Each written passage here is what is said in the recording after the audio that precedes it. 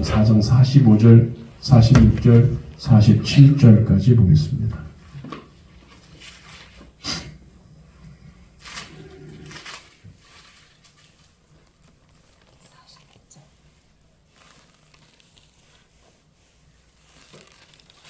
(4장 45절입니다) 요한복음 4장 45절.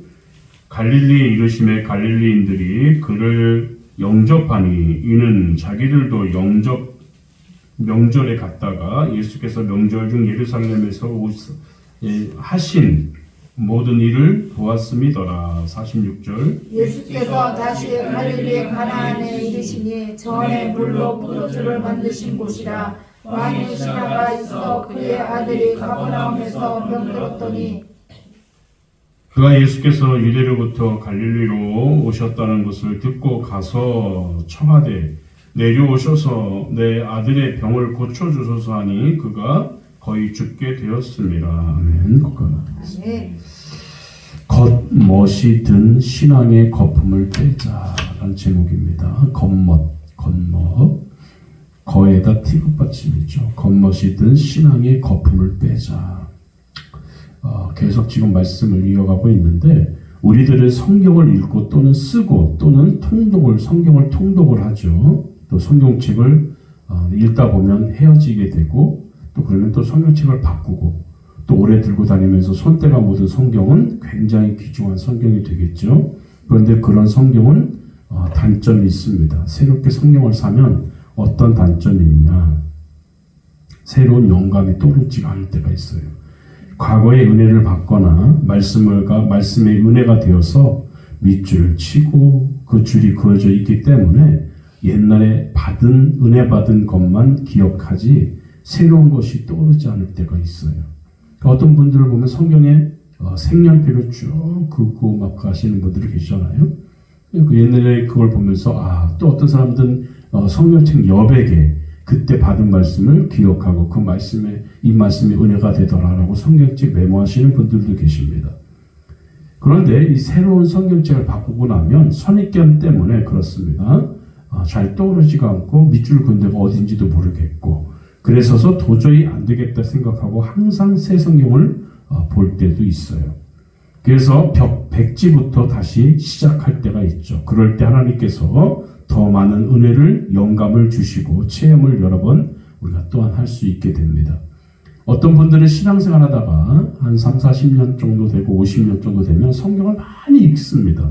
설교도 똑같은 설교를 많이 들을 수도 있어요. 근데 생각해 볼 때마다 성경적으로 볼 때 또 늘 새로운 말씀 갖게 되어지고 옛날에 듣던 말씀인데도 또 새로운 또 은혜가 있고 그래요. 이게 성경의 백미고 하나님의 은혜가 그때마다 다르게 말씀은 같아도 다르게 임한다는 것을 우리가 깨달을 수가 있겠습니다. 아멘. 그래서 더 많은 은혜를 영감을 주시고 체험을 여러 번 하게 되는데 어렴풋한 지식과 얄팍한 지식이 더 많은 것들을 얻는데 장애가 될 수 있다고 지난주에도 말씀을 드렸어요. 피상적인 지식, 잘 알지도 못하는 것, 가보지도 못하고 우리가 미국은 한 번도 못 가봤고 영국도 한 번도 못 가봤지만 인터넷이나 이런 여러 가지 SNS로 보면은 더 잘 알 수 있어요. 유튜브로 봐도 영국 사람이 뭘 좋아하고 어떤 음식을 먹고 어디 여행하면 좋다가 다 알 수 있습니다. 그런데 갔다 온 사람보다 더 잘 알아요. 안 갔다 온 사람이. 근데 그 말에는 신빙성이 떨어지는 게 뭐냐면 갔다 온 사람들은 말하지 않아도 알아요. 근데 우리가 안 갔다 온 사람들은 많은 지식을 쌓고 그 지역의 많은 것들을 알고 있지만 지식이 얇아요. 왜냐하면 갔다 오고 안 갔다 오기의 차이점이 거기에 있는 거예요. 그래서 얄팍한 이 지식 때문에 우리 신앙생활에 장애가 될 수 있다는 것을 계속 말씀을 드리는데 하나님 앞에서 믿음이 성장하는데 방해가 되는 것 무엇일까? 모태신앙이라는 것을 자랑하고 그리고 내가 어디서 제자훈련 받았고 몇 권의 교재를 끝냈다고 하고 이런 경험들 또 내가 훈련받아서 얻은 몇 장의 라이센스가 있다는 것들 그리고 자기가 훌륭한 것도 아니면서 어떤 훌륭한 목사님 밑에서 몇 년 동안 구경을 했다는 그런 것들 그래서 자기가 남들보다 우월할 줄 알고 그러나 그것은 오히려 우리의 믿음에 성장하는 것을 가로막는 원수가 될 수도 있다는 겁니다. 그런 얄팍한 지식 때문에, 그런 피상적인 지식 때문에 신앙생활에 장애가 될 수 있다는 거예요.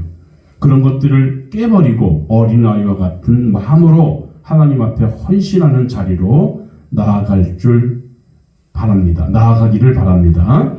주님이 명령하실 때 아멘하고 나갈 수 있는 것이 믿음이지, 우리가 과거에 가지고 있던 몇 가지 지식과 경험들이 믿음인 줄로 착각하지 마시라는 거예요.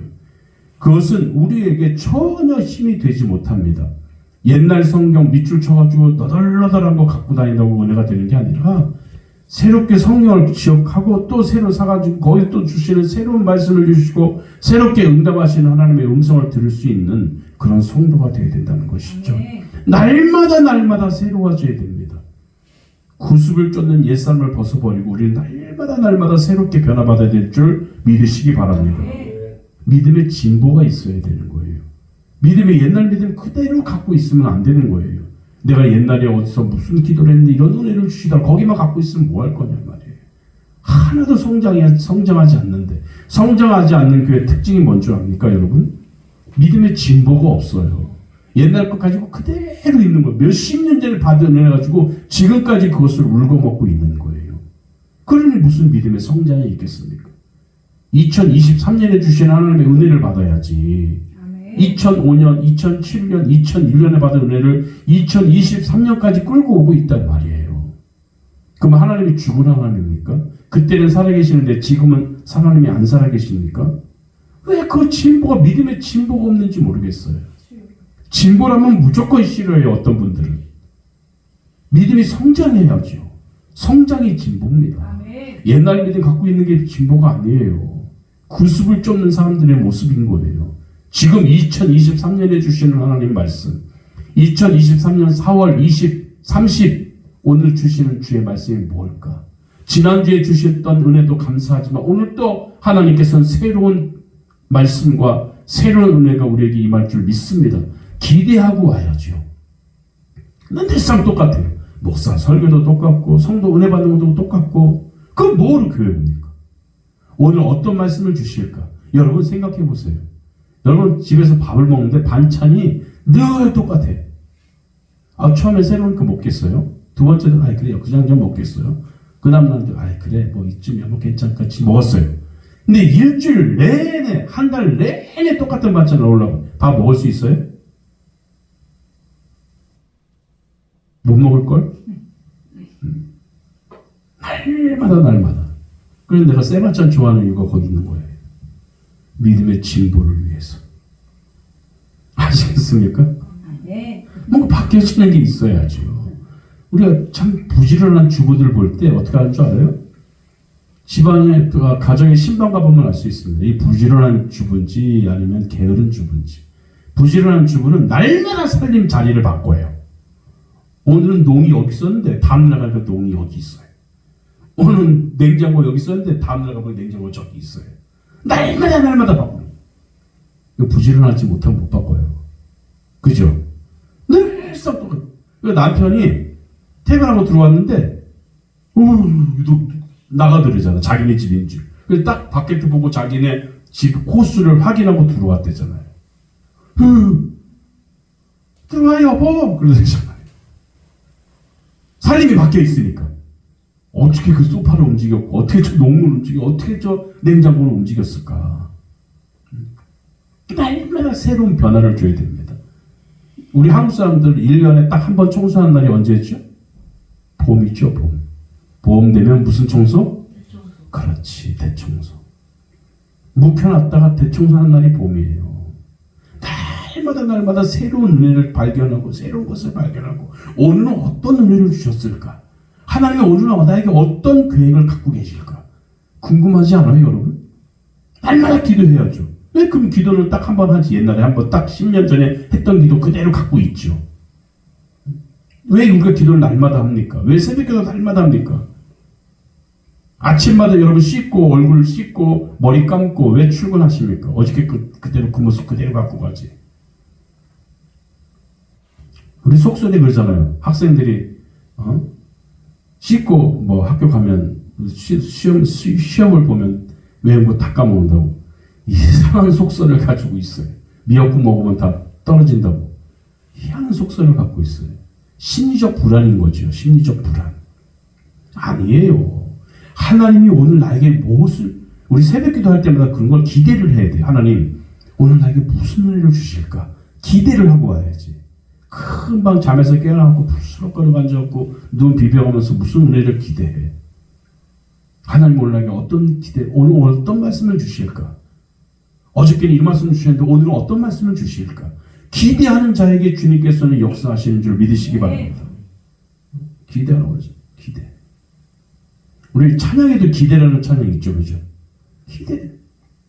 뭔가 새로운 걸 믿음의 진보를 보여주기를 바랍니다. 아멘. 늘 똑같은 자리에 똑같은 모습으로 똑같은 찬양, 똑같은 이 말씀을 듣고 1년 내내 살아보십시오. 예배 시간에 졸고 앉아있지.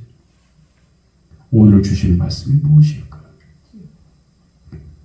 주님 말씀하실 때, 명령하실 때 아멘 하고 나갈 수 있는 것이 믿음입니다. 아멘. 우리가 과거에 가지고 있던 몇 가지 지식과 그 피상적인 그런 것들을 가지고 써먹지 말아요. 자꾸 울고 먹지 말아요. 이게 무슨 그 곰탕도 아니고 매우 울고 먹어요. 어떤 분이 그러더라고요. 뭐 방송에 보니까 엄마 곰탕 끓여 먹을 때는 깜짝 놀랐는데 엄마 또 어디 가는구나. 자기는 곰탕이 싫대. 곰탕 끓여놓으면 며칠, 거의 일주일 정도 자리를 비우니까. 여러분 항상 옛날 거 울고 먹어요. 옛날 받은 은혜, 그 조그만 받은 은혜 가지고 계속 울고 먹어, 울고 먹고, 또 울고 먹고, 또 울고 먹고, 또 울고 먹고. 힘들지 않아요? 하나님의 은혜는 날마다 임합니다. 믿습니까? 아멘. 만나를 어떻게 써요? 옛날에 이스라엘 백성들이 광야에서 그날 먹을 것만 가져오면 되는데 이거 내일 안 나오면 어떡하지? 오늘 이렇게 많이 주셨는데 내가 안 주시면 어떡하지? 하고 몽땅 모았다가 썩어버리잖아요. 하나님은 날마다 주시는 거예요. 새로운 걸. 아시겠습니까? 아멘. 새로운 걸 먹어야지. 새로운 걸. 무구살이 맛있어요? 햇살이 맛있어요? 햇살이 맛있죠. 작년에 묵었던 과일이 맛있어요? 지금 햇과일이 맛있어요? 알면서 왜 그래요? 은혜도 마찬가지예요. 작년에 받았던 은혜, 지난주에 받았던 은혜 말고 오늘 또 새롭게 주신 하나님의 은혜를 받고 깨닫기를 바랍니다. 아멘. 나에게 어떤 말씀을 주실까? 교회 와서요, 주일날 예배드리기 전에 무슨 기도해야 되는 줄 알아요? 하나님의 오늘 나에게 주신 말씀이 무엇일까? 나에게 어떤 은혜를 주실까? 나에게 무슨 말씀을 주실까? 기대하는 마음으로 예배를 드려야 돼요. 아멘. 하나님께 드려지는 기대는 실망하지 않습니다. 아멘. 반드시 우리보다 더 큰, 내 기대하는 것보다 더 큰 걸 주시는 줄 믿으시기 바랍니다. 아멘. 후식을 쫓는 옛사람을 벗어버리세요. 제발 좀 벗어버리세요. 이제는 새로운 은혜를 좀 받읍시다. 아멘. 아시겠죠? 아멘. 근데 하나님이 얼마나 우리를 사랑하셔가지고 날마다 주시려고 몽땅 싸가지고 왔는데 주신다면 뭐라고 그러지 알아요? 아니에요. 안 주셔도 됩니다. 지난주에 받은 것도 다 먹지 않고 아직도 풍성합니다. 이런 사람 있잖아요. 그래 하나님이 주실 그냥 갖고 가시는 거지. 오늘도 우리 주님이 여러분에게 기대를 하시고 오셨습니다. 기대를 헛되지 않기를 바랍니다. 아멘. 우리도 기대하지만 주님도 우리를 기대하신다는 거예요. 내가 우리 자녀들에게 무엇을 줄고 솔로몬에게 내가 무엇을 줄고 안타까워하시는 그 주님이 바로 우리 주님이십니다. 아멘. 아십니까? 아멘. 그런 믿음을 좀 가져갔으면 좋겠어요. 우리 앞에 놓여있는 이런 피상적인 지식들을 뚫고 그리스도의 풍성한 믿음의 자리에 나아가는 복된 성도가 되기를 주의 이름으로 부탁드립니다. 아멘. 오늘 둘째, 우리가 이어서 말씀을 드렸습니다. 믿음의 걸림돌이 무엇일까? 둘째는 믿음의 걸림돌이 되는 것은 따라합시다. 평탄함이다. 평탄합니다. 아무런 환난과 어려움이 없다는 것은 믿음의 성장에 큰 장애가 될 수가 있어요. 그래서 어떤 성도는 안락함만을 찾다가 사명도 능력도 잃고 도태되고 마는 경우를 보게 됩니다. 원래 아메리카 원주민들은 모두 부사들이었어요. 부사들. 아파치라든지 모히칸족의 그 기록을 보면 그 사람들은 굉장한 훌륭한 전사들이었습니다. 싸움도 잘하고요. 총칼 없어도요, 그들은 정말 아주 무시무시한 그런 아주 전사들이었습니다. 사실은 이런 전사들이었다는 것을 그들의 그 기록을 보면 알 수 있습니다. 훌륭한 전사들이었다는 사실을 알게 됩니다. 역사의 길이 남을 용맹한 무사들이었고 투사들이었고 전사들이었습니다. 그런데 이 아파치나 모히칸족이 언제부터 나약해지기 시작한 줄 압니까, 여러분? 예? 바로 인디언 보호 구역에 들어가서 다른 사람들의 보호받기 시작하면서부터 이들은 나약한 사람이 되고 말았어요. 정부로부터 보조금을 받기 시작할 때부터 그들은 오합지졸에 전락하고 말았던 거예요. 그런 무시무시한 전사들인데도 불구하고 왜 인디언 보호구역에 들어가 살기부터 시작하고 정부의 보호를 받기 시작할 때부터 이들은 나약한 사람이 됐어요. 언젠가 선교로 갔던 선교사들이 사이판의 원주민들을 보면서 큰 충격을 받았다고 해요. 차머르족이라고도 하는 원주민 부족이었는데 이 사람들은 몸집이 상당히 크고요. 얼굴도 잘생겼답니다. 그런데 사이판에 있는 경제권 대부분이 외국 사람들에게 다 넘어가고 있었습니다. 그 중요한 호텔이나 빌딩이 다 외국인 차지가 되어버렸어요. 그래서 이 사람들이 도대체 왜 이렇게 되었는지 물어보니까 그곳에 계신 교민분이 이렇게 얘기를 하더랍니다. 그들에게는 1인당 매달 1,500달러씩 정부 보조금이 나온다는 거예요. 거의 지금 우리 한국 돈으로 말하면 한 160만 원 정도? 170만 원 정도. 그 정도면 이곳에서는 먹고 살만하지요 라고 하더라는 겁니다. 그거 교민이. 정부에서 나오는 보조금을 받기 때문에 일을 하지 않고 오히려 그것을 가지고 즐기려고 하다가 보니까 조금 모아서 여행하면 좋겠다. 여행 다니면 좋겠다. 전혀 일하지 않는 노예 민족이 되었던 거예요. 1,500달러의 비전과 민족 의식을 다 팔아먹은 거예요. 이것을 보면서 고도의 식민 정책이 아닌가 하는 생각을 해보게 됩니다. 지금도 힘들고 어렵게 사는 분들 많이 계시지만 정부 보조 받으면 일하지 않아요. 일할 수 있는데도 일하지 않습니다. 날마다 새로운 것을 발견하고 새로운 것을 비전을 진보가 되지 못해요. 앞으로 전진하지 못해요. 보조금 받으려니까. 이러다 보면 완전 이건 식민지가 되는 거죠. 식민 인간이 되는 거죠. 정부의 식민지가 되는 거예요. 식민 사람이 되는 거예요. 결국은 돈이 사람을 죽입니다. 안락이 사람을 완전히 죽이더라는 겁니다. 때때로 고난은 성도들에게 유익이 될 뿐 아니라 성도를 강하게 만드는 훈련의 도구가 되는 줄 믿으시기 바랍니다. 그리고 그 고난이 예수께 나오는 힘이 될 때가 있어요. 오늘 본문에 보니까 주인공이 왕의 신하라고 했습니다. 매우 지체 높은 사람이에요. 보통 때 같으면 목수 출신의 예수님께 관심도 갖지 않는 그런 사람입니다. 그런데 이 지체 높은 왕의 신하가 예수님께 나오게 된 계기가 무엇인지 압니까? 자기 아들이 죽게 되었다는 거예요. 이 사실 때문에 지체 높은 아버지가 자기 자신의 체면을 저버리고 위신을 다 버리고 예수께 나와서 매달립니다. 왜 그렇습니까? 고난이 있기 때문에, 절박감이 있기 때문에 이 왕의 신하가 예수께 나온 줄 믿습니다. 성경에 이와 비슷한 사건들이 많이 나와요. 백부장이 예수께 나왔죠. 회당장 야이로가 예수께 나왔죠. 그 이유가 다 무엇입니까? 딸이 죽게 되었다든지 종이 죽게 되었다든지 하는 생사가 달린 문제들 때문에 그들이 예수께 왔습니다. 이런 생사의 문제가 예수께 나오게 만드는 동인이 된 줄 믿으시기 바랍니다. 그러면 우리에게 고난이 있다는 것은 예수께 나와서 복을 받을 수 있는 기름을 믿으시기 바랍니다. 여러분, 군병원에 전도를 하려고 나가보면 복음을 들을 사람인지 그렇지 않을 사람인지 병세의 정도를 보면 알 수 있다고 해요. 중병에 걸린 사람들은 간절함으로 목사가 기도해준다고 하면, 예배 드려준다고 하면 거절하는 사람이 없고 겸손합니다. 기도하자고 하면 기도하고, 예배 드리자고 하면 예배 드리고, 하나님의 도우심을 간절히 구합니다. 왜 그렇습니까? 중병이 걸려있기 때문에. 간절하게 만들고 이 병이 그 사람 마음을 열리게 한 거예요. 그래서 열린 마음이 되어서 예수를 영접하게 되죠. 반면에 병원 내에서도 강팍한 사람들이 있습니다. 강팍한 사람들. 어떤 사람입니까? 병 같지도 않은 병으로 입원해 있는 사람들이 있죠.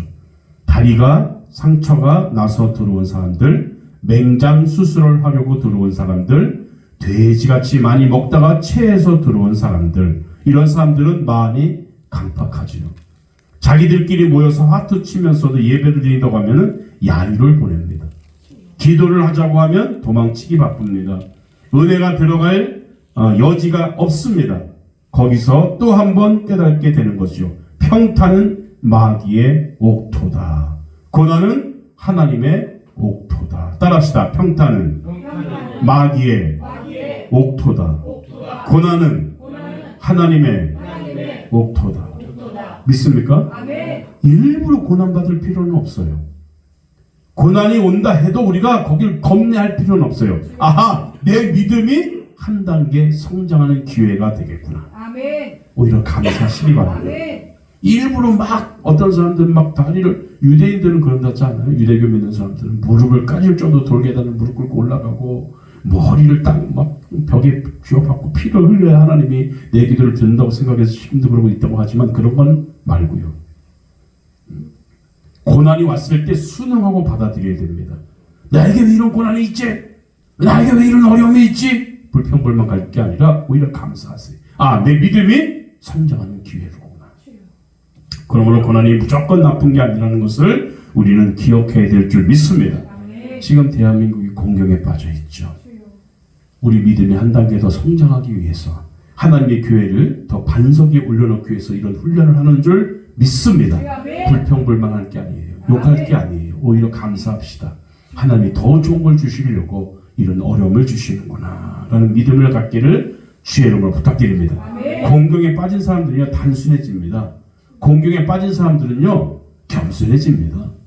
그러므로 단순한 마음과 겸손은 고난이 주는 하나님의 선물인 줄 믿습니다.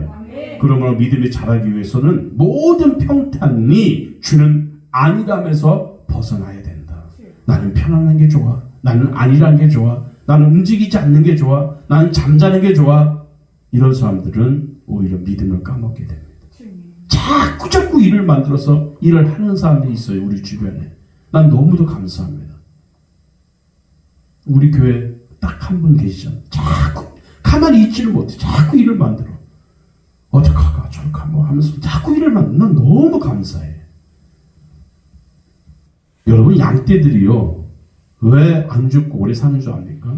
양떼는 움직이는 거 싫어해요. 털이 많아서 그런지 게을러서 그런지 양떼들은 가만히 섰고 아니면 앉아있고 아니면 누워있고 이런 걸 좋아하는 게 양떼들입니다. 염소는요 그런 양떼를 못 봐요. 그 뿔로 막 가서 받아요. 그럼 양들이 뭐라고 그러는 줄 알아요? 저 새끼 또 온다. 빨리 도망가자. 뭐 이런 거지.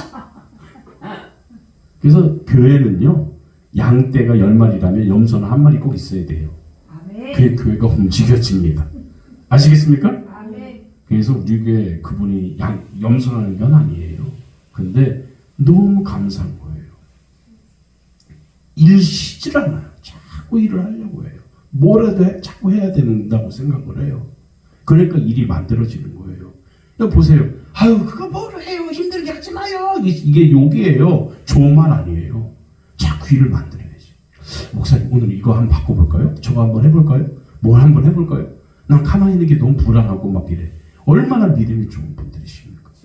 그런 교인들이 있어야 교회가 부흥되겠죠. 가만히 있는 꼴을 못 보는 거지.